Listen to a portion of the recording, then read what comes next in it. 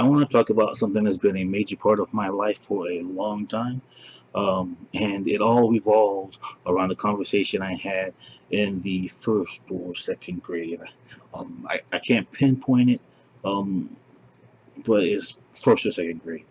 And it revolved around a piece of clothing. That year, my mom had allowed my brother and I she allowed us to pick a piece of clothing or jacket to have for school. So I picked this jacket and I loved this jacket just because it was like one of the first things that I picked for myself to wear to school. Now it was kind of impractical because it was a pretty big jacket. I live in Florida. It's not cold enough to wear it that much. So when it finally came time to wear, I was able to wear it to school. I was happy. I was stoked. And when it came time to go outside, I got my jacket, and there was this girl. Um, I don't remember her name. I just remember she had long blonde hair, and I went up to her and I said, "Look at my jacket that I got from the store." And she basically, well, not basically, but she said, "Oh, you stole that jacket," and I was like, "No, I didn't steal it. I went to the store and I paid for it." And she's like, "No, my dad told me that all black people steal everything that they have." And I was like, "But no, I went to the store with my mom and I saw her pay for this jacket. I know she paid for it." And the girl didn't back down, wouldn't back down. She just was kept going on about how the jacket was stolen. Um, and I just remember feeling helpless because nothing I would say to her or could say to her would convince her otherwise. And I just felt like it was my fault that I couldn't convince her that my mom hadn't stolen a jacket. That was like that, I couldn't convince her that black people don't steal. I just felt that all of that was my fault. And basically, over the years, I started setting up all these rules for myself. Um, uh, rules for myself. Um, and I won't go into this video about it. I'll go into another video. It's a video I've been meaning to make for a long time, but I just haven't gotten around to it. Um, about how this played into the issues I have about race in general. But the other side of it is, I just made all these rules for when I go shopping and when I go into the stores, that I go out of my way so that I don't look like I'm stealing anything. Like if you go to a grocery store like Costco or any of those stores, they always have free samples. I won't take the free samples because I don't want it to look like I'm eating something I didn't pay for. Um, I don't put my hands in my pockets. I don't bring brag bags in the store. I always make sure I have a receipt for whatever I buy, and that is in the proper baggage and all those stuff. I have all these rules, and the thing is, if I break any of these rules, like say I can't get a receipt for an item, um, or I just not thinking, put my hands in my pocket, I start to have a panic attack.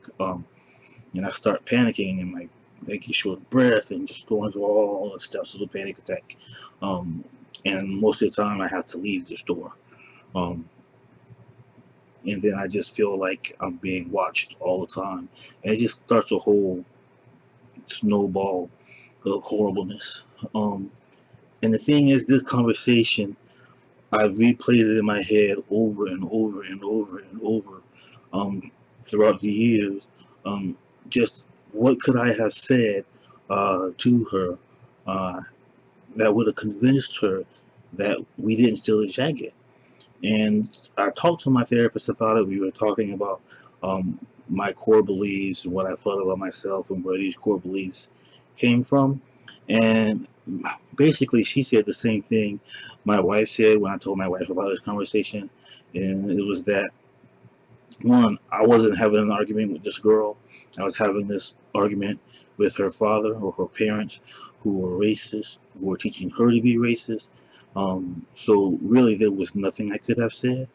And the thing that's kind of funny is that after after I talked to my therapist about this and I thought about it some more, I came to a realization that over the years, I've never been upset. Even later, when I understood what racism was and all these things, I never was upset with the girl. I was never upset with her father.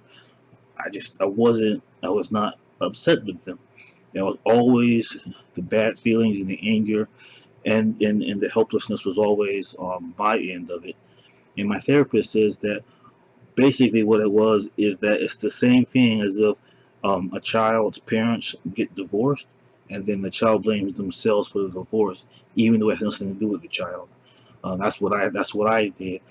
This, I don't know, traumatic conversation occurred, and instead of placing blame where it belonged, I placed the blame on myself. And the thing is that now that I'm older, I feel kind of foolish that I let this um, take hold of my life the way it did.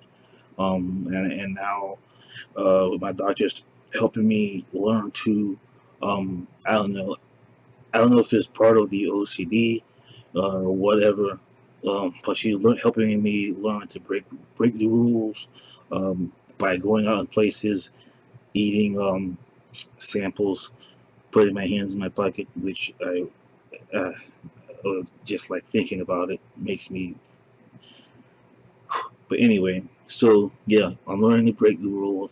I'm learning to move past it, and and I have to say that the conversation doesn't weigh on me the way that it used to. But yeah, I will try to make another video that talks about race. Um, because there's a funny part about being able to break the rules. Um, the fact is, there are still people out there like that, um, who can point at you and say, "Hey, he's got his hands in his pocket. He must be stealing something." So I don't know. I'm trying to find. I don't know. Like I said, I'll talk about that in another video. So yeah, um, that's it. Love, peace. If I saw